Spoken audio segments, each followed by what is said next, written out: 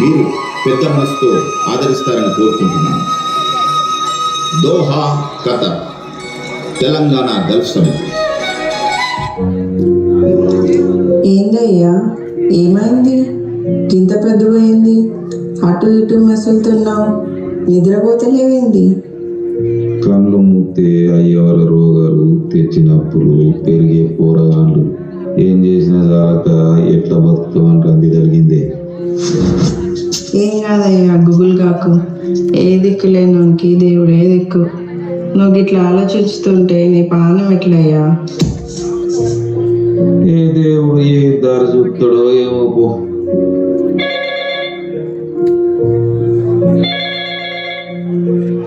Hello, Somanna చెప్పే.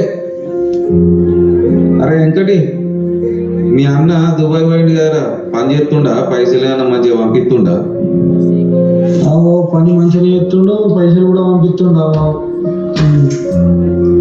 అరే నాకు కూడా పని చూడమని చెప్పురా జరా. గట్లనా? సరే సరే, నేను ఏజెంట్తో మాట్లాడి నీకు చెప్తానే, ఏ కవర్ ఏందని చెప్తానే. పైసలు బాగా అయితే సోమన్న మరి.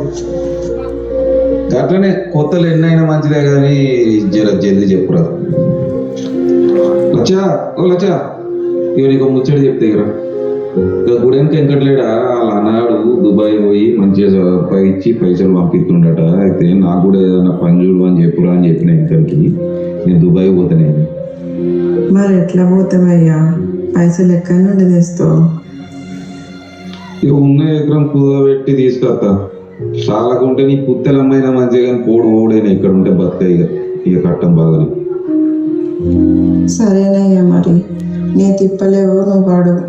మరి ఎన్నైనా పైసలు చూడిపో, మరి ఎట్లనైనా చేసి.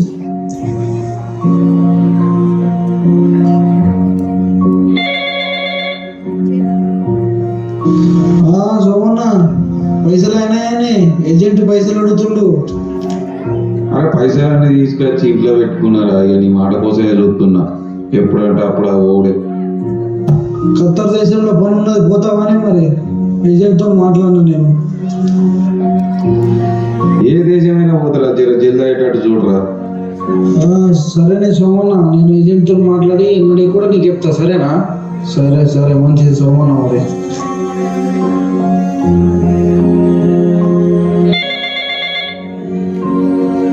సోమన్న, ఇప్పుడు ఏజెంట్ ఫోన్ చేసిండు, కాగితాలన్నీ రెడీ అయినాయి. అదినే చెప్పు, పోయేస్తా అని చెప్పు, సరేనా? సరే సరే, పైలేమని చెప్పు. అట్లనా? మరి నా దగ్గర అయితే ఏం కాయిదాలు ఎవరో వారి. సోమన్న, కాగితాల పేరుతో ఏం పని లేదే, అన్నాడే వేసుకుంటాడే, పైసలు కడితే అయిపోయినాయి సోమన్న. సరే. సోమయ్య ఖతార్కి వెళ్ళడం జరిగింది. సుమన్న, మన ఖతార్ దేశంలో మన తెలంగాణ గల్ఫ్ సమితి వాళ్ళు ఐసిబిఎఫ్ ఇన్సూరెన్స్ వేస్తారంటేనే మనం కూడా వేయించుకుంటాం అని సోమన్న. మనకు ఒక పెద్ద దిక్కుగా ఉంటుంది ఇన్సూరెన్స్. మనకు సడన్గా ఏమైనా కానీ మనకు మన ఫ్యామిలీకి పెద్ద దిక్కుగా ఉంటుంది సోమన్న. ఇది సిస్టమ్ బాగుంది సోమన్న, చేయించుకుందామా? ఇంటికాడ ఏజెంట్ చేసిన మోసానికి ఇంకా అప్పులే తీర్తలేదురా దేవుడా అంటే మళ్ళీ ఇన్సూరెన్స్ అంట. ఈ దేశంగా దేశం ఎవడేమి ఇస్తాడు, ఓడి చేస్తే ఎవడేమి ఇస్తాడు. కాదు సోమన్న, ఇప్పుడు మనం ఇన్సూరెన్స్ తీసుకుంటే ఇప్పుడు మనకి ఏమన్నా సడన్గా ఏమన్నా అయినా కూడా ఇన్సూరెన్స్ డబ్బులు వస్తాయి. మన కుటుంబానికి మనం పెద్ద దిక్కు అయిన వాళ్ళం అయితే సోమన్న. మనం దీన్ని బట్టి మనం ఇన్సూరెన్స్ తీసుకుంటేనే మంచి పద్ధతి సోమన్న. గట్లా నువ్వు చెప్తున్నావు అని కడుతున్నానే రాజన్న. ఈ జీతం వచ్చినాక చుట్టినాడు పోయి కట్టేద్దాం.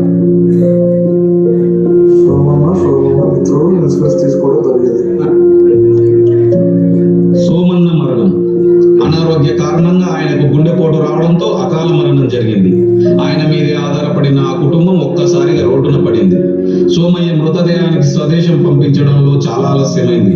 సోమయ్య గల్ఫ్ రావాలనే తొందరలో ఏజెంట్ ద్వారా తయారు చేయించుకున్న తప్పుడు పత్రాలు మరియు భారతదేశంలో ఉన్న ఆధార్ కార్డు ధృవీకరణ పత్రాల్లోని లోపాల కారణంగా ఆయన మృతదేహాన్ని భారతదేశం పంపడం చాలా కష్టతరమైంది.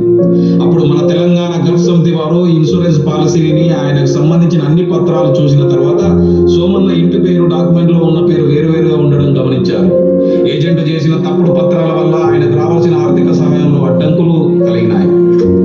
ఖతార్ ప్రభుత్వం మరియు మన ఇండియన్ ఎంబసీ సహకారంతో ఐసిబిఎఫ్ పిఎఫ్ టీజీఎస్ వాళ్ళు చొరవ తీసుకుని ఆయన డాక్యుమెంట్లన్నింటినీ సరి చేయించి ఆయన మృతదేహాన్ని స్వదేశానికి పంపి ఆ కుటుంబానికి అప్పగించడం జరిగింది. దిక్కులేని ఆ కుటుంబానికి ఆయన ఉచితంగా చేయించిన ఇన్సూరెన్స్ పాలసీ ద్వారా వచ్చిన 20 లక్షల చెక్కును అందించడం జరిగింది. ఈ సంఘటన ఆధారంగా అందరికీ చెప్పేది ఏంటంటే, ప్రతి ఒక్కరి జీవితం ఎంతో విలువైంది. మనం ఉన్నా లేకున్నా విదేశాలకు పనికి వచ్చేవారు సరైన ఏజెంట్లు, సరైన పత్రాల ద్వారా మాత్రమే రావాలి. ఆయా దేశాల్లో ఉన్న కార్మిక సంఘాలలో సభ్యులుగా చేరి మనకు సంబంధించిన అన్ని వివరాలను పొందుపరచాలి. ఇన్సూరెన్స్ పాలసీ తప్పకుండా చేసుకోవాలి. అంతేకాదు, ఆ పాలసీ యొక్క రెన్యువల్ డేట్ అయిపోయే లోపలనే రెన్యువల్ చేయించుకోవాలి. ఈ పాలసీ ద్వారా మన జీవితానంతరం కూడా మన కుటుంబాలకు ఎంతో ఉపయోగపడతాయనే సందేశాన్ని మీకు ఇవ్వాలనే ఉద్దేశంతో ఈ నాటికను ప్రదర్శించడం జరిగింది. Thank you.